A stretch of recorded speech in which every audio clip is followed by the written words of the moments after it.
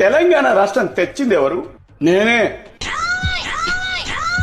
Machine నడుస్తుంది ఇక్కడ. నిజం చెప్పు. తెలంగాణ ప్రజలు పోరాటం చేస్తే వచ్చింది. కాళేశ్వరం ప్రాజెక్టు ఎందుకు నిర్మించారు? 1 కోటి ఎకరాలకు నీళ్లు ఇద్దామని. 1,00,000 కోట్లు వస్తాయంటే కమిషన్ల కకృతిపడి నిర్మించాం. తెలంగాణ దేంట్లో నెంబర్ 1? అభివృద్ధిలో నెంబర్ 1. అవినీతిలో, కబ్జాల్లో, మద్యం అమ్మకాల్లో. అధికారంలోకి వచ్చాక మీరు మీ కుటుంబం ఎంత సంపాదించారు? ఏం సంపాదించలే. 1,00,000 కోట్లు,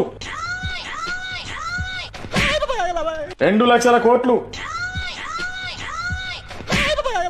3,00,000 కోట్లు, ఫైనల్ గా 6,00,000 కోట్లు.